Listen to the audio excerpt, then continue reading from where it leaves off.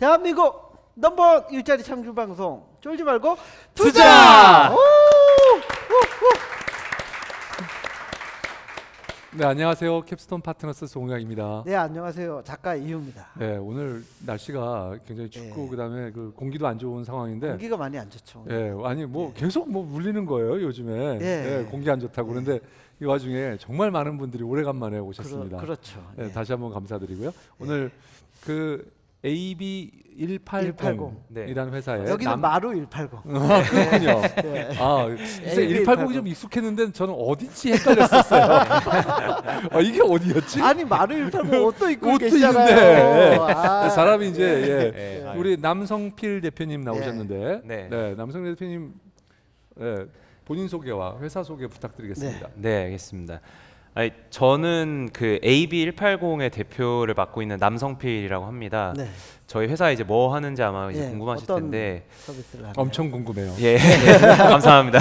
궁금해 주셔서 저희 회사는 그 한마디로 말씀드리자면 그 회사들이 한정된 예산으로 가장 효율적인 광고를 집행할 수 있게끔 도와주는 그런 애널리틱스를 만들고 있는 그런 회사입니다. 잠깐만요. 바로 이전에 쫄물에서 나오셨던 기업은 효율적인 오퍼레이션을 해주는 건데 우리는 효율적인 광고 집행을 도와주는 회사. 네. 아무튼요. 그래서요. 주로 그러면 어떤 분야의 그런 광고들을 많이 하고 있나요? 어떤 영역, 뭐 커머스든 뭐 여러 가지 있잖아요. 맞습니다. 어떤 저희는 지금은 거의 커머스 위주로 많이 돼 있고요. 사실 이제 뭐 우스갯소리로 그 IT에서 돈을 많이 버는 분야는 이커머스랑 게임밖에 없다고 하지 않습니까? 근데 이제 그 중에서 저희는 이커머스 회사들이 광고 집행 효율적으로 할 수 있게끔 주로 많이 도와주고 있는 그런 일을 하고 있습니다. 자, 그러면 어떻게 도와주는지 조금 뭐 간략하게 좀 설명을 해주시죠. 네, 그러니까 이제 예를 들어서 저희 고객 중에 하나가 이제 뭐 이베이 코리아, 지마켓 옥션도 저희 고객이고요. 그다음에 이제 배달의 민족도 사실 저희 서비스를 쓰고 있는데. 뭐 예를 들어서 뭐 그런 회사 배달의 민족이라고 하면 한 달에 이제 광고비가 이제 뭐 정확히 얼마인지는 제가 모르지만 상당히 많은 돈, 뭐 몇 억에 해당하는 돈을 아마 광고비로 지출할 겁니다. 그럼 이제 실제로 그 광고비가 뭐 검색 광고에도 나가기도 하고 디스플레이 광고에 나가기도 하고 동영상 광고에 나가기 수많은 광고 매체에 뿌려지는데 저희가 하는 일은 그런 광고 매체에 있는 그 광고의 성과를 실시간으로 트래킹을 해주고요. 그래서 마케터가 그 예산을 가장 효율적인 광고 매체에다가 집중해서 집행할 수 있게끔 도와주는 그런 인사이트를 줍니다. 단순히 그냥 그 트래킹하고 인사이트 주는 것까지 하나요? 아니면은 광고비 집행 실제까지 다 대행을 해서 해주나요? 저희는 그냥 분석을 중립적으로 해주는 거기까지만 지금은 가고 있고요. 그 다음에는 이제 조금 더 나아가면 최적화 영역에서 이제 광고비를 어디에 집행해야 될 것인지에 대한 추천까지 이제 이런 부분 아직은 저희가 광고비의 효율적인 집행에 집중이 돼 있는 회사입니다. 자, 그렇다면 이제 확인을 해야 되는 거잖아요. 그러니까 그 얼마나 효율이 높은가를 어떻게 하는 거죠? 그러니까 사실 뭐 이게 여러 광고에 따라서 디스플레이 광고냐, 그다음에 또는 퍼포먼스 광고냐. 에 따라서 방법은 완전히 달라져야 될 것 같은데요. 어떻게 하는지 좀 말씀해 주시죠. 어떻게 그 효과를 측정하느냐 실시간으로. 일단 사실 뭐 모든 그 효율화에서 있어서 제일 중요한 건 ROI이지 않습니까? 그래서 이제 얼마 썼고 그거에 대한 성과가 얼마 나왔냐. 그래서 결국 리턴 온 인베스트먼트를 측정하는 게 제일 중요한데요.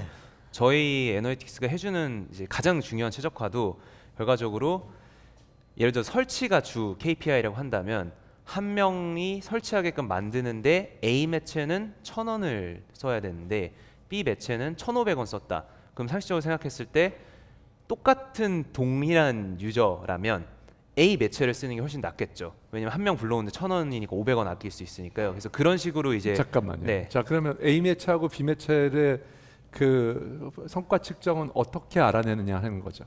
무슨 말씀인지 알겠습니다. 그게 이제 일단은 저희 회사가 SDK라는 어떤 그 개발에 들어간 조그만 모듈을 그 앱에 이제 설치를 하고요. 그러면 이제 그 고객사의 앱에서 일어나는 모든 활동은 저희가 수집할 수 있습니다.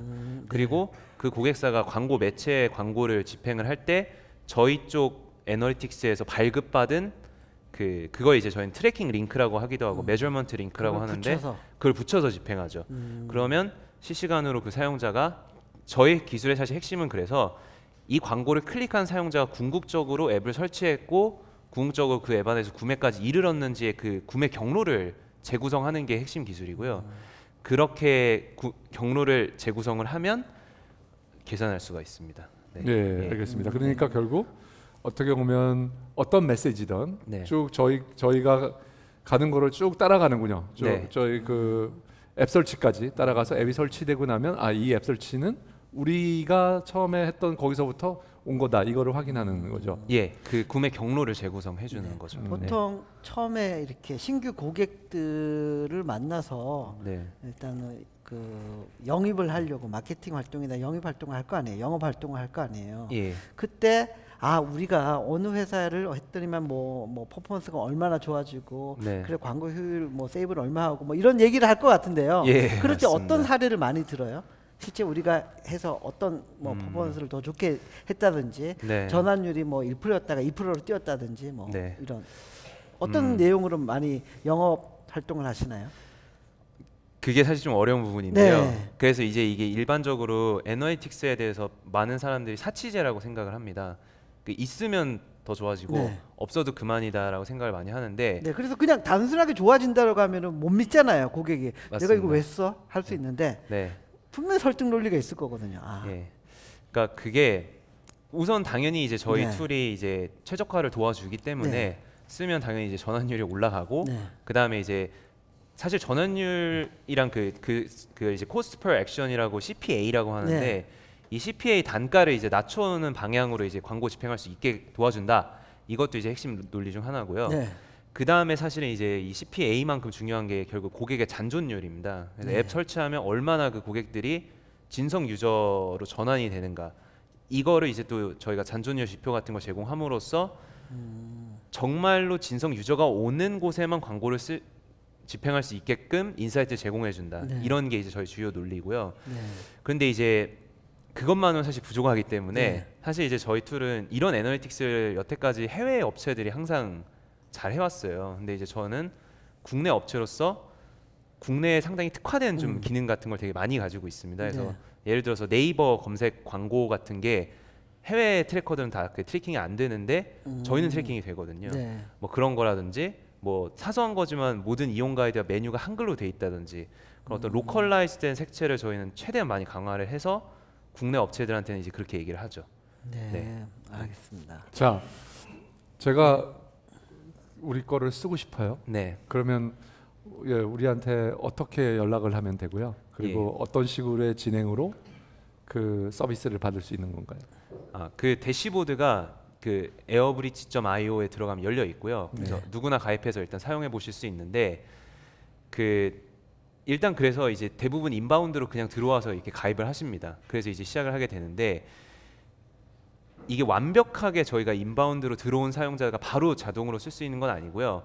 트래픽이 많은 앱들 같은 경우 저희가 별도로 견적서를 제출하는데 저희 거에 인바운드로 가입한 유저들의 리스트를 저희가 항시적으로 보고 있기 때문에 그분들한테 제가 이제 이메일을 보내서 견적서를 드립니다. 그래서 사용하게 되죠. 보통 사용하는 그 월 비용은 어느 정도 나와요? 레인지가? 그 비용이 이제 다 다르겠지만 다 다른데 그냥 이제 월 10만 원 내시는 분들부터 월 몇백만 원 내시는 분들까지 다 다양합니다. 그래서 뭐 많이 내시는 분들은 월 5, 600까지도 내시고요. 조금 내시는 분들은 무료로 쓰시는 분도 많고 월 5만 원, 10만 원 낼 때도 있고요. 잠깐만요. 우리가 과금을 어떤 기준으로 어떻게 하나요?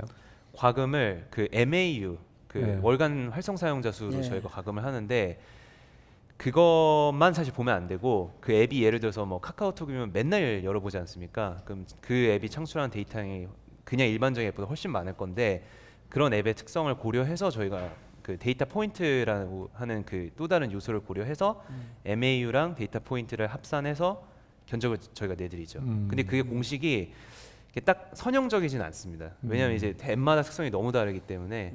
근데 이제 너무 트래픽이 큰 경우에는 저희가 그렇게 복잡하게 계산하는데 트래픽 작으면 그냥 저희 프리미엄으로 써도 됩니다. 뭐 월 저희가 10만 원짜리 서비스가 있기 때문에 그걸 그냥 10만 원을 그냥 내면 쓰면 알겠습니다. 네. 자, 그러면 우리 거를 썼을 때 실제로 우리 거를 써서 예를 들면 100만 원짜리를 썼다고 하면 실제로 그분이 그 고객이 그 우리 툴을 써가지고 가져가는 베니핏은 얼마 정도의 베니핏을 보신 건가요? 대충. 일단 100만 원보다는 확실히 큰 것 같습니다. 그래야죠, 당연히. 예, 훨씬 큰 것 같습니다. 혹시 손해 보는 거를 생각하고 계시는 거 아니에요? 왜냐하면 그건 당연한 거고. 저는 한 1000만 원쯤 뭐 있을 거다고 뭐 이런 대답이 나올 줄 알았는데, 그 100만 원보다는 당연히 커야 될 거고. 그럼요. 근데 그게 왜냐하면 제가 이걸 말씀드리기 좀 어려운 이유가 이 애널리틱스 툴이 특히 모바일 앱 쪽에서 오게 되면, 특히 광고 성과 분석 오게 되면 이게 그 사치제가 아니라 필수제입니다. 그래서 이게 없으면 광고를 아예 집행을 못하고 그냥 눈먼 돈을 쓸 수밖에 없기 때문에 이게 약간 뭐랄까, 광고를 100만 원 이상이라도 한 달에 태우게 되면 그냥 무조건 깔고 들어가는 그런 툴이 되는 거죠. 그래서 그나마 광고비를 효율적으로 쓰기 위해서는 필수적으로 깔아줘야 된다. 그렇다기보다는요, 광고 매체가 그 본인 거에서 클릭해서 설치가 됐는지를 모릅니다. 모바일 앱 광고 시장이 좀 특이한데 그거를 모르기 때문에 저희가 그걸 알려줘야 다른 됩니다. 툴들이나 그 방식들이 많잖아요. 네. 모바일 홍준 대표가 하시는 뭐 포커스M 같은 경우도 어느 그 앱에서 설치형으로 됐다든지 이런 트래킹을 다 하는 걸로 알고 있는데요. 예, 그러니까 그 자체적인 트래킹이 물론 광고 매체가 큰 매체는 있을 수도 있는데 거의 대부분의 광고 매체는 그 자체 트래킹할 수 있는 수단이 아예 없고요. 그럼 광고주는 어떻게 공정하게 그 광고 매체랑 거래를 하냐면 저희 같은 툴을 설치하고 광고를 집행하면 저희가 그 숫자를 광고 매체 쪽에도 정확하게 알려주고, 그렇게 되면 이제 그 기준점이 되는 게 애널리틱스가 되는 거죠. 그래서 구글 애널리틱스 뭐 이런 이제 애널리틱스 시중에 있지 않습니까?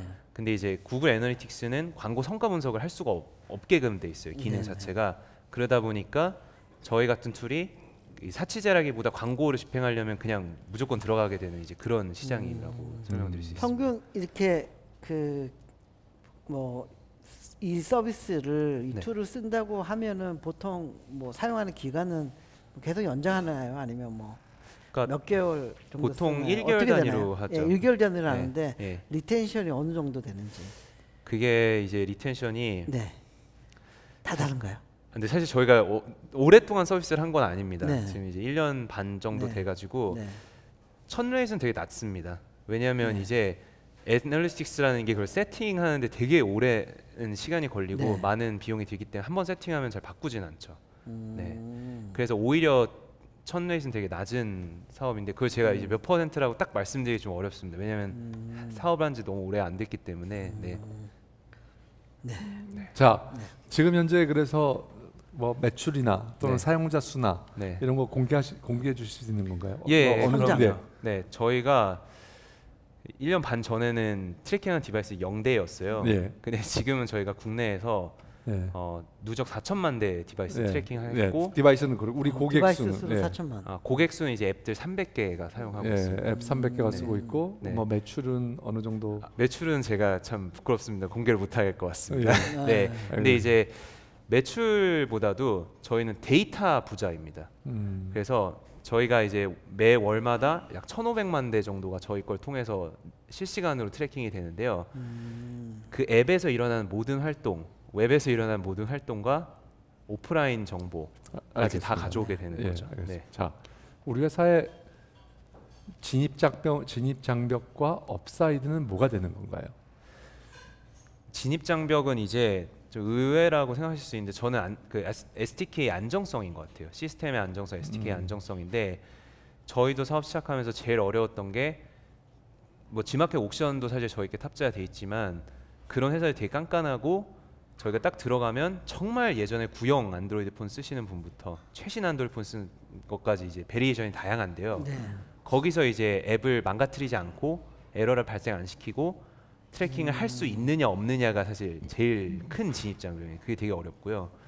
그 다음에 이제 데이터가 이제 기하급수적으로 늘어나는데 그거를 실시간으로 데이터 처리하는 그 빅데이터 실시간 처리 기술 이게 또 생각보다 되게 어렵습니다. 그래서 이 두 개가 제 생각에 기술적인 진입 장벽이고, 예. 그 다음에 이제 이런 업사이드는 업사이드라 하시면 뭐 회사가 앞으로 그 커져가는데 네. 어떤 게 가장 큰 수입원이나 이게 될 것이라고 생각하시는지. 예. 네, 그러니까 결과적으로 저는 광고업은 데이터 비즈니스라고 생각하는데 데이터를 제일 많이 가지고 있는 사람이 저희 같은 애널리틱스입니다. 그래서 사실 데이터 이 업으로 최근에 어도비, 오라클, 세일즈포스, 닐슨 뭐 이런 회사들이 다 뛰어들고 있는데요. 결국에 그런 회사들이 하는 일이 데이터 수집하고 정제해서 분석해서 인사이트 주는 게 끝인데, 그 데이터의 수집단과 정제단과 분석단이 애널리틱스 다 있고요.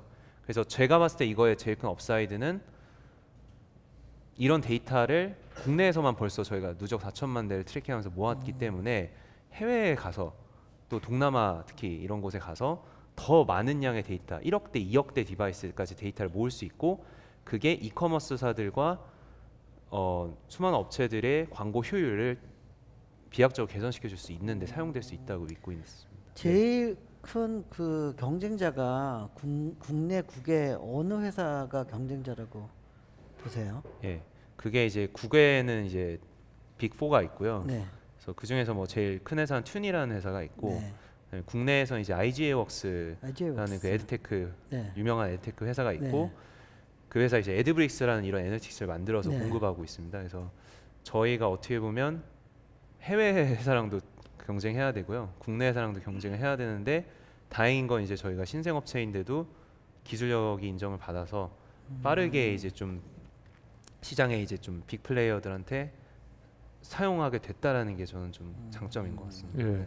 저희는 대표님의 이렇게 딱 이렇게 보면 굉장히 노숙하게 보이고, 그리고 상당히 좀 나이가 그래도 좀 있을 것 같은데 29살이에요. 예, 굉장히 지금 상당히 동안이라고 하면 좀 어리신데. 죄송합니다. 이 창업을 언제 하셨고 어떤 사람들하고 어떻게 하고 계신 건지 조금 말씀해 주시면 좋겠네요. 저는 이제 제가 개인적으로 저는 스타트업이 3번째이고요. 아, 벌써요? 네, 29에. 예. 뭐 경험이 많다 할 수는 없는데 한지는 이제 스타트업을 한지는 이제 5년 정도 됐고요. 저희 회사 5년 동안 그러면 세계 회사를 이번 3번째. 예, 제가 대표인 건 첫 번째인데 다른 스타트업에 제가 소기 멤버로 2번 있었습니다. 그래서 이제 뭐 그런 이제 몇 가지 이제 사업을 거쳤는데, 첫 번째 회사가 사실 제가 인공지능 회사의 코파운더로 있었는데요. 5년 전에요?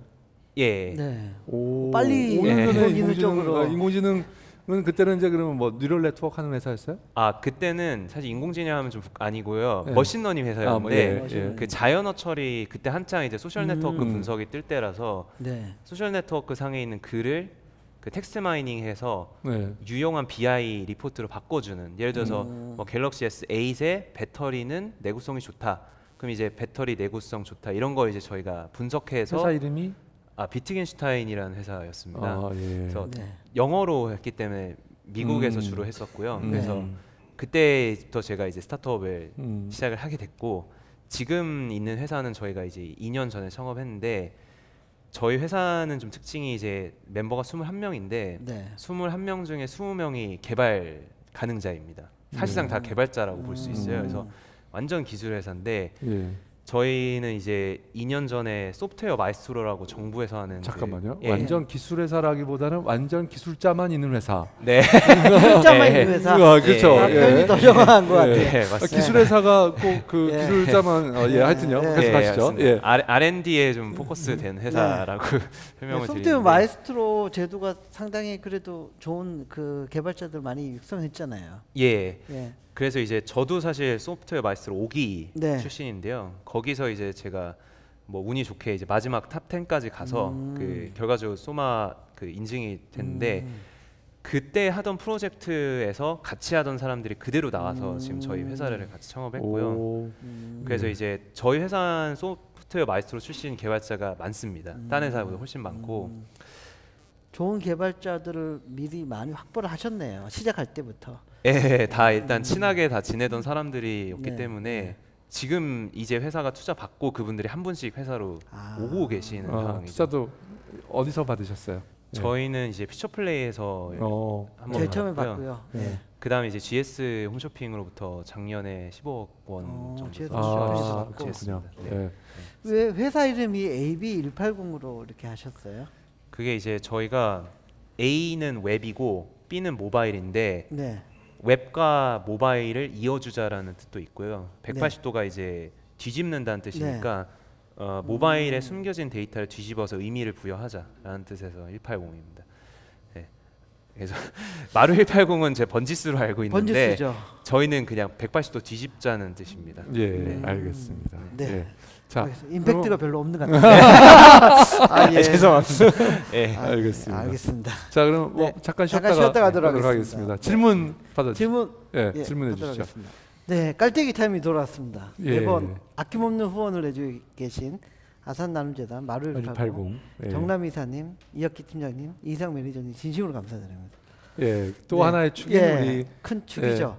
한국성장금융 성장사다리 펀드, 성장사다리 펀드 서정근 본부장님, 노혜성 팀장님이 아니라고 이제 하셨는데 어디로 갔죠? 윤종호 주임님, 그다음에 윤종호 주임님도 이제 가시고 박상영 주임님께서 이제 사원께서 담당을 해주셔서 많이 도와주셔서 진심으로 감사드리고요.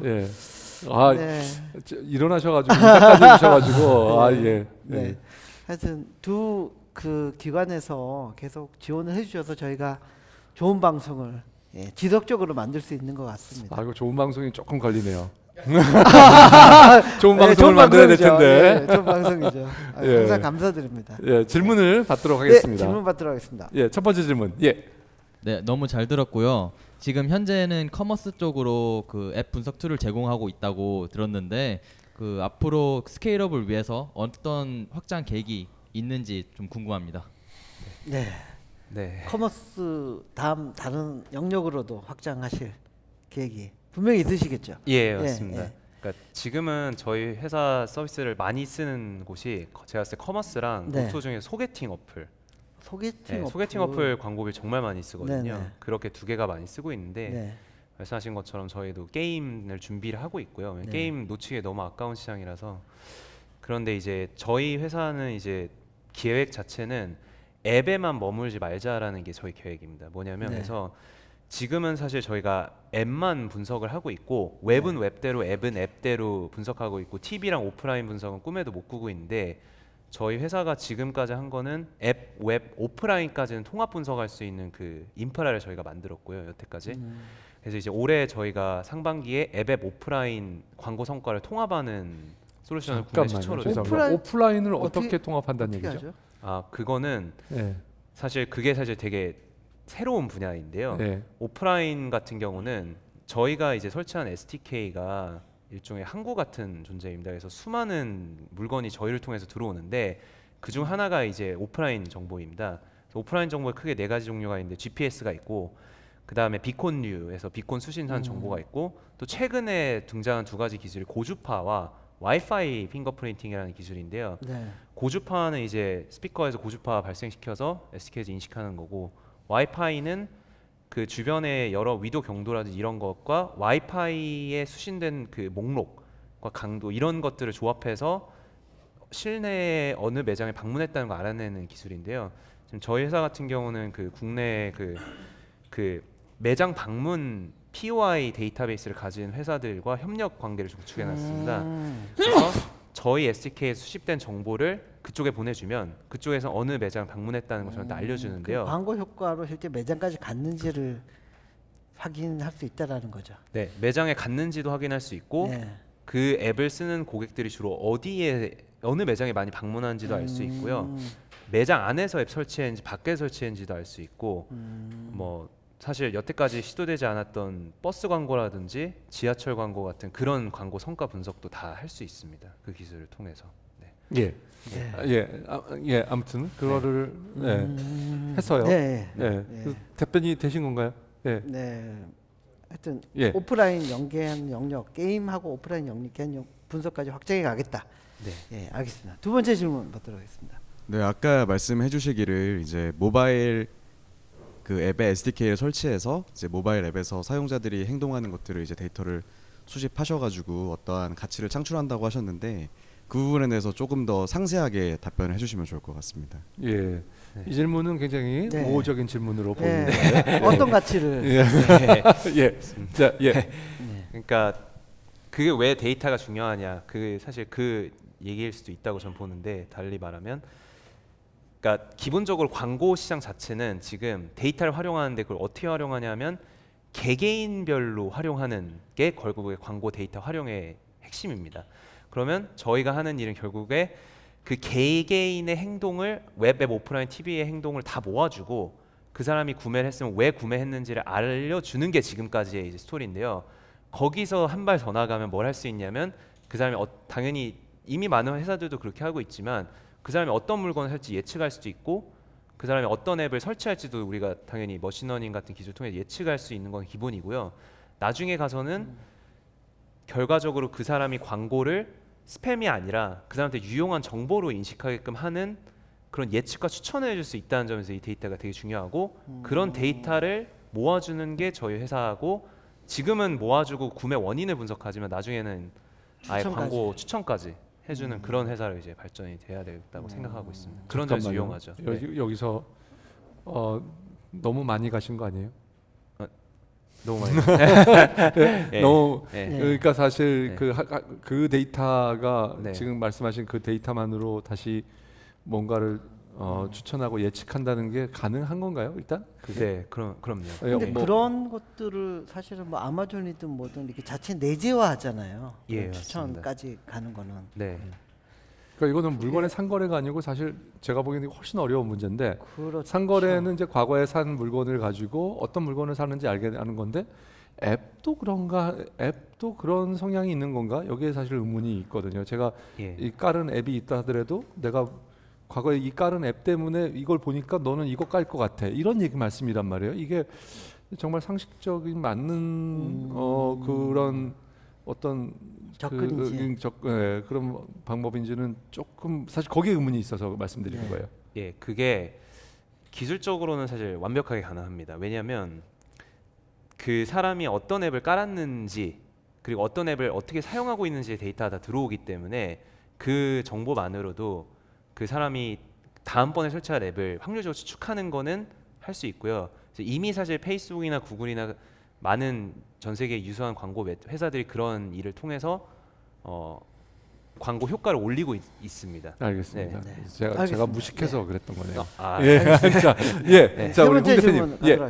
저도 그 앱마케팅 회사를 하고 있어서 되게 흥미롭게 잘 들었는데요. 그래서 조금 그거에 대한 구체적인 질문을 드리면 이미 앞에서도 좀 나오긴 했는데 일단 오프라인 데이터까지 가기 전에 이미 이용자들이 굉장히 많은 형태의 디바이스를 쓰고 있거든요. 당연히 스마트폰을 쓰고 있고요. 그래서 애플리케이션을 가장 많이 쓰고 있고 스마트폰 내에서도 브라우저 형태로 해서 모바일 웹을 쓰는 경우가 꽤 있고요. 게다가 태블릿을 쓰는 경우들이 있고 실제 노트북을 쓰는 경우도 있고 데스크탑을 쓰는 경우도 있고요. 그래서 이렇게 여러 디바이스를 쓰는 거를 하나의 사람, 그게 누구인지는 몰라도 어떤 같은 거라는 거를 추측해내야 되는 것 같은데요. 몇 년 전에 나온 쫄토에 나온 회사는 그거를 아예 뭐 블랙박스 형태로 본인들은 알 수 있는 특허를 냈다라는 것도 있는데 사실을 좀 신뢰하기 어렵다라는 생각이 되게 많이 들었거든요. 근데 그런 부분들 기술들이 늘어나고 있고 발전시키고 있다고 들었는데 AB180에서 어떤 방식으로 어떻게 구체적으로 기술을 만들어가고 계신지 조금 설명해 주시면 좋을 것 같습니다.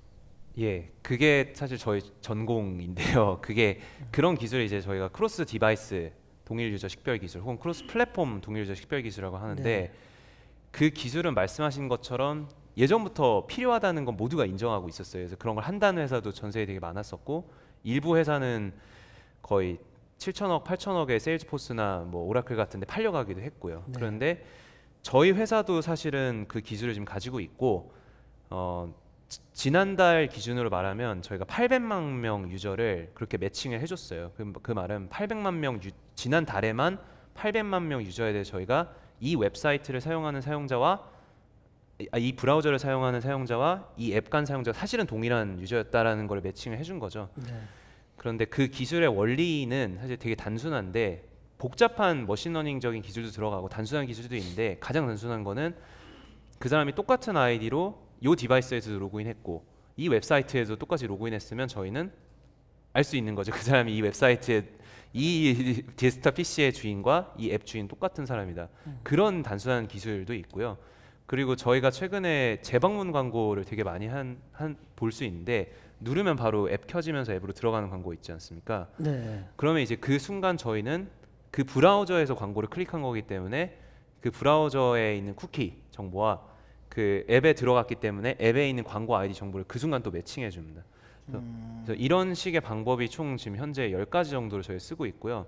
그 중에서 또 흥미로운 방법은 저희가 흔히 업계에서 핑거프린팅이라고 부르는 방법인데 그 사용자의 여러 가지 속성 값들을 확률적으로 매칭해서 이 브라우저에 대한 쿠키 사용자와 이 앱의 사용자가 확률적으로 같은 유저인지를 판별하는 기술인데 그거 같은 경우는 지금 정확도가 한 85%에서 90% 정도 정확도가 나오는 기술이고요. 그래서 그런 거를 저희가 합쳐서 한 명의 유저인 걸 인식을 하죠. 이제 그 다음에 광고 성과를 분석을 하면 훨씬 더 정확하게 그 사람이 왜 샀는지 정확하게 분석할 수 있게 되는 그런 원리입니다. 알겠습니다. 예. 좀 어려운 영역으로 들어간 것 같아서. 네. 네, 그리고 이제 그 실제 유저가 어떤 트랜잭션을 그러니까 뭐 물건을 구매한다거나 아니면 어떤 콘텐츠를 사용한다거나 하는 일이 발생할 때 그 대표님도 앞에서 잠깐 설명하셨는데 실제 네이버에서 검색 광고만을 보고 하는 게 아니라 그 전에 페이스북에서 그 광고를 봤다거나 아니면 다른 웹페이지에서 관련된 콘텐츠 내용을 보고 나서 어느 정도 마음의 의사결정권이 쌓여서 결국 최종적으로 네이버의 검색 광고를 통해서 그 구매를 했다라고 하면 그게 꼭 네이버의 검색 광고만 의미가 있다라고 보기 어려울 것 같고요. 또 하나는 그래서 A라는 뭐 매체를 통한 광고와 B라는 매체를 통한 광고를 했는데 이 매체들이 집행을 하다 보니 서로 약간 카니발이 난다 그래야 될까요? 서로를 뭐 침범하거나 이런 요소들도 있을 거거든요. 그럼 결국 이거를 뭐 점수한다든지 어디가 더 그 가치가 높다라든지 이런 분석을 해야 아까 말씀하신 것처럼 실제 어떤 광고가 얼마큼의 더 퍼포먼스나 마케팅 효과를 준다라고 얘기하실 수 있을 텐데요. 네. 그런 부분에서 그 AB1890이 가지고 있는 기술이나 노하우는 또 어떤 게 있을지 궁금합니다. 예, 그게 요거부터는 또 더 기술적인 얘기인데 지금 현재 사실 광고 성과 분석 이론이 현업에서 적용하는 모델이 정말 단순합니다. 그래서 그걸 쉽게 설명하면 저희는 조별 과제에 비유하는데 어떤 사람이 어떤 물건 구매하게 되는 데 있어서 그 사람의 저희는 원인을 정보량이라고 표현하는데 그 정보량이 쌓여서 어느 순간 구매 결정을 하게 되는데요. 그 지금 현재 상황은 예를 들어 3명이서 조별 과제 했다고 하면 열심히 같이 뚝딱딱 했는데 교수님한테 가서 제출한 사람은 A뿔을 받고 나머지는 F를 받게 돼 있습니다. 그게 무슨 소리냐면 마지막에 구매하기 직전에 들어온 어떤 효과, 광고 효과. 맞습니다. 그것만 성과로 측정한다라는 거죠. 예, 구매하기 전에 클릭한 게 뭐 네이버였던 뭐든 그것만 이제 100% 광고에 기여한 걸 평가하는 게 지금의 모델인데 그게 사실 문제가 많다는 거 모두가 알고 있는데 이제 올해 들어서야 이제 그걸 고치는 건데요. 저희 회사도 그걸 고치기 위해서 경제학에서 말하는 게임 이론을 저희 가져왔습니다. 그래서 게임 이론에 기반해서 예를 들어서 페이스북 누르고 구글 누르고 네이버 눌러서 어떻게 보면 구매했으면 어떤 여행 상품 구매했으면 이 3명이 어떻게 보면 게임 이론의 핵심은 여러 명의 플레이어가 협력해서 뭔가 이뤄냈을 때 상황을 상정하는 건데요. 그래서 저희 회사도 마찬가지로 게임 이론에 기반한 수학적인 모델이 있고 그걸 가지고 저희가 그 정확하게 기여도를 분석을 해주는 게 장점이고요. 그 모델이 SAP가 가진 모델을 저희가 좀 더 개선시킨 모델입니다. 그래서 모델의 성능은 뭐 물론 제가 SAP랑 비교해보진 않았지만 SAP도 똑같이 게임 이론으로 그거를 하고 있기 때문에 저희는 그거를 게임 이론을 발전시킨 모델로 하고 있는 거죠. 네. 게임 이론이라고 하는 건 제가 뭐 게임 이론이 적용된지 안 되는지 모르지만 최근에 페이스북은 그 광고 마케팅의 성과를 측정할 때 지금 같은 방법을 쓰고 있는 걸로 알고 있거든요. 그러니까 보통은 우리나라 사용자들 대부분은 페이스북을 보고 광고의 노출을 이제 봤다가 실제로는 대부분의 사용자들이 살 의향이 있으면 네이버에 가서 상품 검색을 해보고 네이버 쇼핑에서 검색을 해보고 그리고 가서 하게 되는데 그래서 페이스북이 사실은 옛날 같으면 배제되어 있는 건데 지금 페이스북이 그것까지 다 계산해가지고 광고 효과를 측정하는 걸로 알고 있거든요. 그러니까 실제로 많은 뭐 대기업들은 이미 적용하고 있는 거죠. 그러니까 아마 제가 봤을 때는 페이스북, 구글 그리고 닐슨, 뭐 세일즈포스, 어도비 이런 회사들이 하고 있고요. 사실 대기업들은 이런 거를 직접 본인들이 하시지 않습니다. 하는 조직도 내부에 없고 그랬기 때문에 저희가 그런 거를 이제 해주는 알겠습니다. 알겠습니다. 근데 사장님께서 네. 정확하게 포인트를 짚어서 그 깨알 같은 회사 소개를 딱 치고 올 부분을 알고 계세요. 그래서 딱 곧 치고 와서 우리 회사 이거 잘합니다라고 하는데 상당히 제가 보기엔 설득력이 좀 있어 보입니다. 네. 마지막 질문 받도록 하겠습니다. 그 사용자들의 그 행위 정보를 이용을 해가지고 데이터를 분석을 하고 그거를 이제 나중에 새로운 그 사업 아이템으로도 활용 가능하다라고 하셨는데 SDK를 이용을 해가지고 지금 다른 회사의 앱에 그 트래킹하는 부분을 심어놓는 거잖아요. 네. 그러면은 그 데이터를 수집하는 주체가 AB180이냐 아니면 앱을 만든 주체냐에 따라서 그 개인정보 처리 위수탁 관계인지 개인정보 제3자 제공인지가 달라질 것 같아요. 네. 근데 거기에 따라서 활용할 수 있는 범위라든가 사전 동의라는 그런 제약이 꽤 많이 해당이 될 것 같은데 지금 현재는 구체적으로 어떻게 해당이 되고 그리고 현재 우리나라 법률 하에서 그 고객의 데이터를 활용을 하는 부분에 있어서 문제가 없는지 좀 궁금합니다. 이건 너무 전문적인. 잠깐만요. 근데 질문들이? 이 부분은 조금 우리 시청자들을 위해서 좀 설명을 해주셔야 되겠는데 지금 그거는 어떻게 되는 거예요? 그러니까 지금 말씀하신 그 위탁 관계요? 그게 뭐고? 그 어떻게 된 건 조금만 질문하시면서 정보 보안 협회에서 오셨죠? 일단은 지금 그러니까 사용자의 행위 정보도 지금 우리나라 법률에서는 개인 정보를 보고 있거든요. 아까 말씀하셨던 쿠키라든가 또 아까 그 말씀하시면서 앱에서 이 아이디를 쓰고 웹에서도 이 아이디를 쓰면은 같은 사람이다. 그건 이제 로그인 아이디잖아요. 그 로그인 아이디 자체가 명백하게 개인 정보이기 때문에 개인 정보를 처리한다라고 봐야 되는 상황이거든요. 근데 개인정보 처리 위수탁 관계라는 거는 이제 그 앱의 개발 회사가 개인 정보를 그 회원이니까 당연히 개인 정보를 수집을 하겠죠. 근데 그 쿠키에 대한 정보는 AB180에서 수집을 할 거란 말이죠. 그러면은 그 위수탁 관계라고 하면은 그 정보를 그 예를 들어 뭐 옥션이라고 하면은 옥션에서 AB180에 제공을 하는 거죠. 누구의 책임에 그 옥션의 책임하에. 그리고 사용을 하면은 그 정보는 파기를 하든지 반납을 해야 되는 거고 그 정보에 대한 소유권은 없어요. 근데 개인정보 제3자 제공 같은 경우에는 옥션에서 그 쿠키 정보를 전달을 해주면은 그 정보를 이용을 해가지고 활용을 할 수가 있는 거죠. 대신에 제3자 제공을 하기 위해서는 고객한테 미리 동의를 받아야 된다. 그 쿠키 정보가 AB180에 제공됩니다.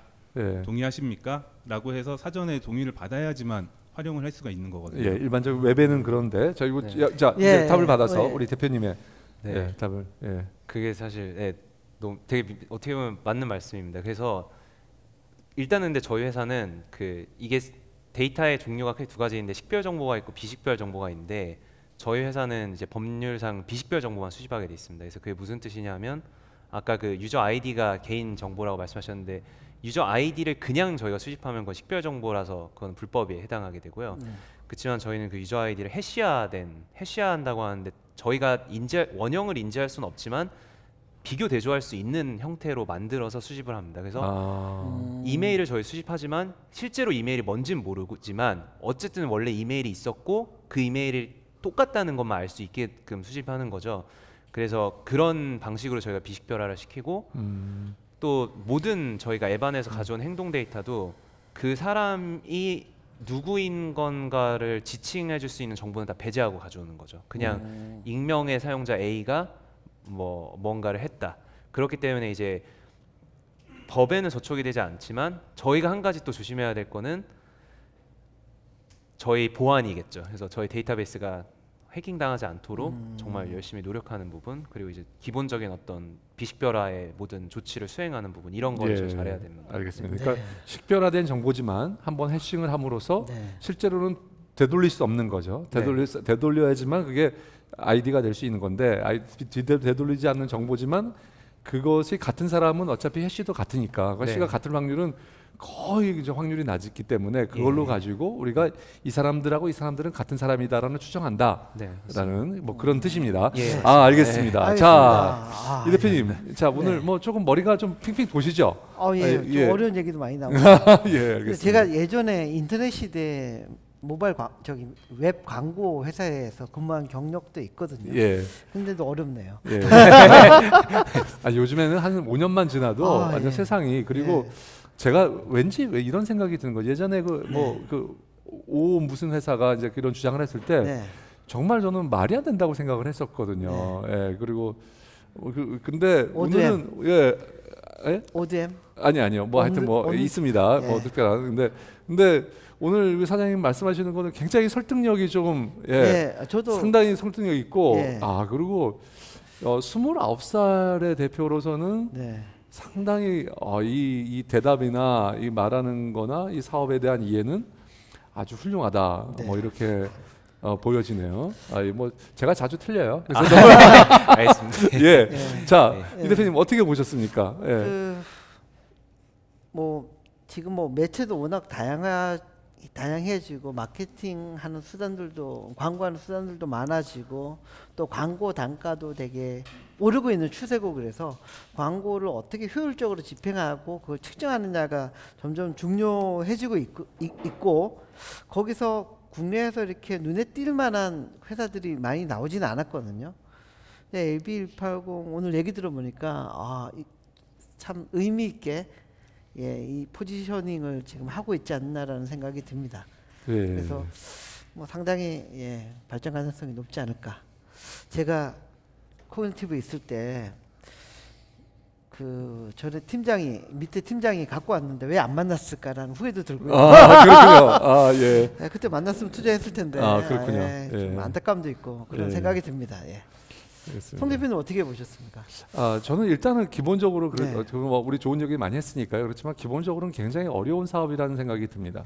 그 애널리틱스 사업이라는 거 하는 애널리틱스이고 특히 이게 설치에 관한 이런 것들이 이 시장에서 얼마 정도를 벌 것이냐 생각하면 지금 아까 20명을 유지하기에는 좀 쉽지 않고 거기까지 올라갈 수 있을까? 그리고 한국 시장만을 제외했을 때 그 크기가 나오나라는 여전히 그런 의문의 차 있고요. 그다음에 또 다른 의문은 그거 가지고 하는 데이터를 가지고 뭔가 사업을 한다고 그러는데 이건 약간은 제가 보기에는 회사의 바람이지 실질적으로 그거 가지고 가서 데이터 그거 돈을 많이 줄 사람이 누구냐? 그리고 이게 굉장히 타임이 중요한데 시간이 지나가면 바로 이거 별로 쓸모없는 데이터가 됩니다. 워낙 지금 이 데이터가 빠르게 변화하기 때문에 바로 지금 수집한 데이터를 바로 사용할 수 있거나 뭐 그 시간 즈음에 사용해야지 뭐 한 5년 된 뭐 3년 된 데이터입니다. 1년 된 데이터입니다. 6개월만 해도 제가 이거 의미가 있을 거라는 그런 생각을 하게 되거든요. 그리고 경쟁자들은 또 너무 세요. 사실 알고 보면 굉장히 센 사람들과 하기 때문에 이런 어려움이 있긴 하지만 그래서 저희들은 이제 가능성을 보는 사람들이지 않겠습니까? 또 이런 분들이 이제 자꾸 많이 나와서 이렇게 도전하고 거기서 뭔가 틈새를 노려가지고 가야 될 거라는 생각이 드는 의미에서는 그 의미는 있어 보인다. 뭐 이 정도로 해야 되지 않을까 생각합니다. 자, 회사에 돈이 필요하신가요? 저희 이제 아니 아까 뭐 15억 펀드레이징 받았다고. 펀드레이징 받았는데 저희 사실 팁스도 받고 15억 그 펀드레이징도 받아서 아직 런웨이는 좀 남아 있는데 그 말씀하신 것처럼 좀 덩치에 대한 싸우려다 보니까 저희도 이제 한번 이렇게 치고 나가려면 한 번은 더 받아야 되겠다는 생각이 있습니다. 어느 정도 규모로 지금 생각하고 계세요? 근데 너무 꿈이 큰 건지 모르겠는데 저희는 이제 50억 정도 타겟으로 레이징을 하고 있습니다. 50억을 죄송합니다. 회사 밸류는 얼마 정도로 생각하세요? 50억 받으면서 몇 퍼센트 주실 생각이세요? 근데 이제 그걸 말하게 되면 사실 이제 다 말하는 건데 그래도 대충 그래도 뭐 저는 근데 사실 그거는 진짜 모르겠습니다. 그래서 모르면 뭐 그냥 50억으로 회사 인수하죠 뭐. 근데 그냥 저는 통상적인 시리즈 B의 어떤 상응하는 만큼만 그러면 하여튼 200억에 50억에 20% 200억 300억 사이 정도 되겠네요. 자, 이 대표님 50억이 나왔습니다. 50억은 좀 부담되고요. 만약 제가 다시 컴백한다면 VC로 한 5억 정도 투자 검토를 해보겠습니다. 아직은 잘 몰라요. 송 대표님은 어떻게? 저는 아직까지는 회사 밸류는 좀 너무 센 것 같다라고 생각하고요. 그 이제 제 기준은 요즘의 기준은 요즘에 이게 급속하게 회사 밸류가 올라가는 추세예요. 그래서 왜냐하면 회사 지금 막 돈이 좀 많이 풀려가지고 우리 특히 문재인 정부 들어오면서 이제 계속 밸류가 올라가는 추세이긴 한데요. 그래서 이것도 좀 올려야 된다고 생각하지만 일단 웬만한 회사들은 브레이크 이븐이 넘으면 100억 한 150억 이상 마음대로 부르셔도 됩니다. 근데 일단 브레이크 이븐이 제가 생각에 한참 안 될 거로 보이거든요. 지금 무조건 이거 안 되는 상황이기 때문에 150억 이상 제가 100억이라고 옛날에 그랬는데 요즘 100억에서 150억 부르는 거는 좀 무리가 있다. 그러면 확실한 업사이드를 하나 보여주셔야 되는데 그거는 아직 좀 못 미치는데 못 미치고요. 그래서 저는 제가 생각엔 좀 낮추시면 저희가 5억을 저희도 그거는 제가 저희 펀드가 맥시멈이 5억이기 때문에 지금 현재로는 한번 검토해 볼 수 있을 것 같습니다. 알겠습니다. 오늘 이렇게 출연해 주셔서 진심으로 감사드립니다. 고맙습니다. 감사합니다. 출연해서 감사합니다.